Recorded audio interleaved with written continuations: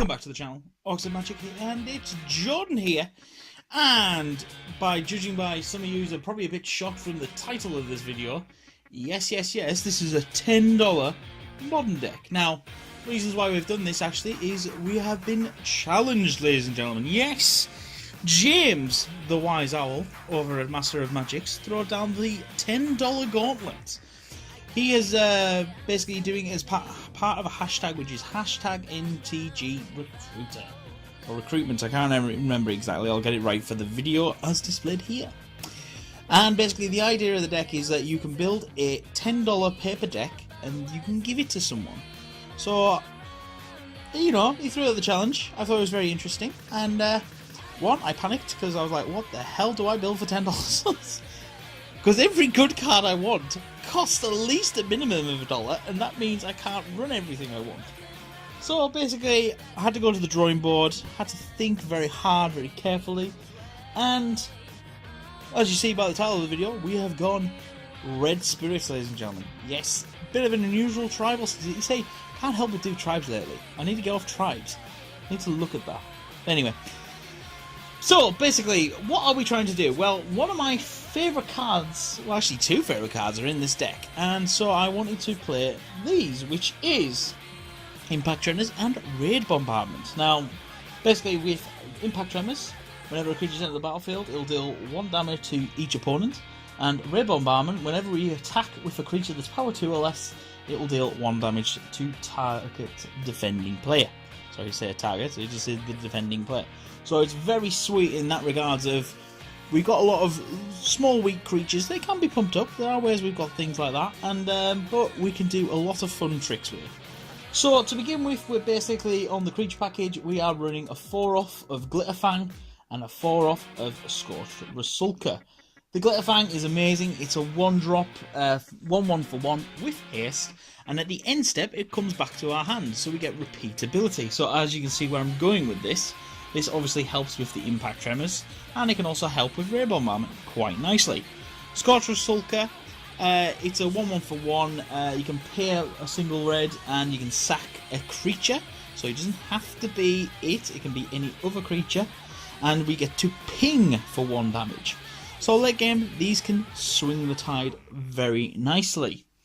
Moving on to the 2-drop slot, we have Blade Main Baku. So whenever we play a Spirit or Arcane spell, hence the Tribal Synergy, we get to put a key counter on it. And basically then we can pay 1 and remove a key counter, and it will get +2/+0 until the end of turn. So as you can see, we can declare attacks with Raid Bombardment, we get the trigger.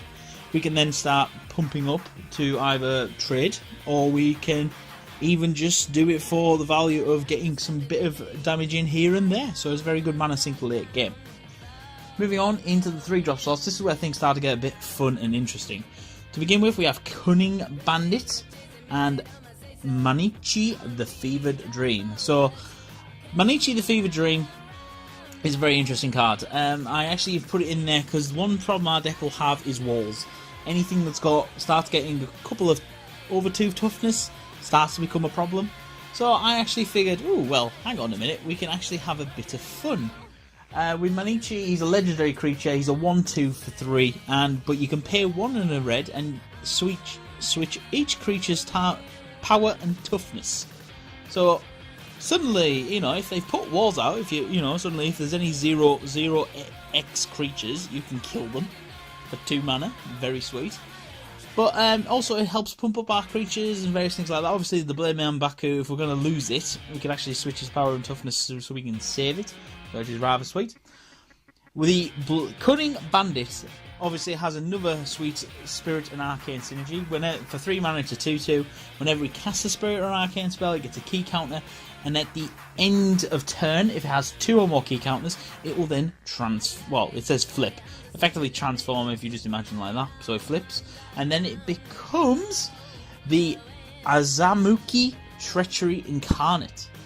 And it's a 5/2, it's a legendary creature, it's a spirit again, and you remove a key counter from it, and you can gain control of a target creature until the end of turn. So, effectively, as you can imagine, what we're trying to do is, we want to flip into this, but we want to flip into it with as many key counters as possible, so we can then start taking our opponent's creatures and swinging it for damage. Moving on, we then have in the 4-drop slot, we have Kami of Fire's Roar. It's a 2/3 for 4. Whenever we play a Spirit or an Arcane spell, target creature can't block. So this just allows us to get in for little bits of damage here and there, get the Baku in, various things like that. It is very sweet going forward. And then in the 5-drop slot, we are running 3 Orgorges. Benefit with this is that it's a 3/1, but whenever we play a Spirit or Arcane spell, we get to destroy target non-basic land.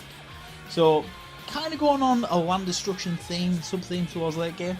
Our final creature is actually our most expensive creature in the entire deck. For just shy of $1, we have the Myojin of Infinite Rage. It comes in at 10 mana. I'm not gonna lie, it's a 10 mana. It is a very much late game player, let's be honest.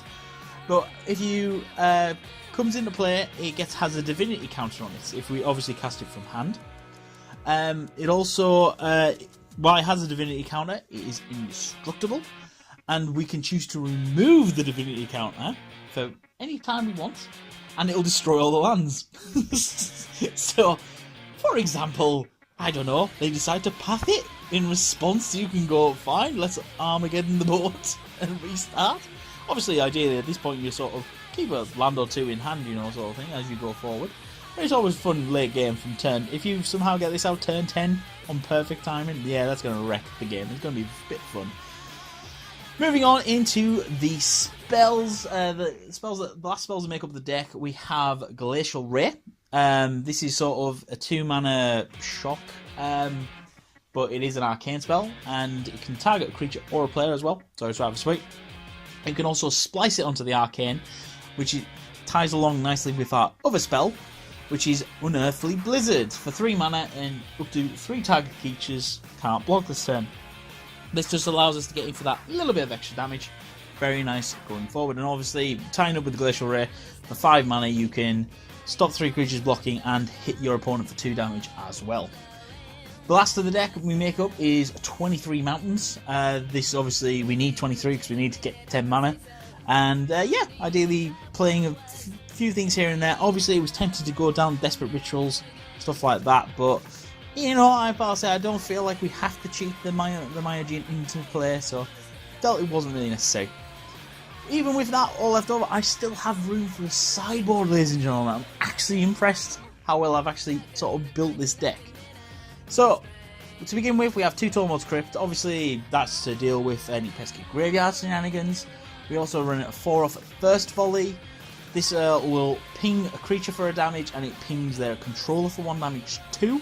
So, you know, just little bits of pinging damage here and there can be rather sweet. We have another 2 off of Glacial Ray. This is just to give us a 4 set, and so technically that's 8 damage in hand if you want.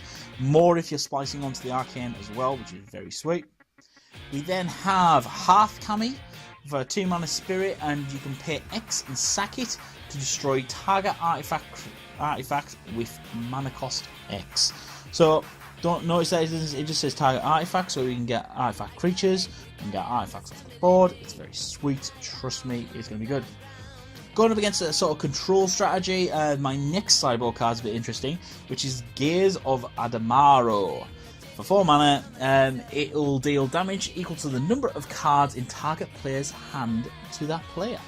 So any card draw synergies and stuff like that. It's also instant speed. Make note of that. It's 4 mana, whatever damage you want. Obviously, they can empty the hand with some instant response, but you know, it's rather fun. Good laugh. Our final card to make up the sideboard is the Ire of the Kemenari. I've probably butchered that name, apologies.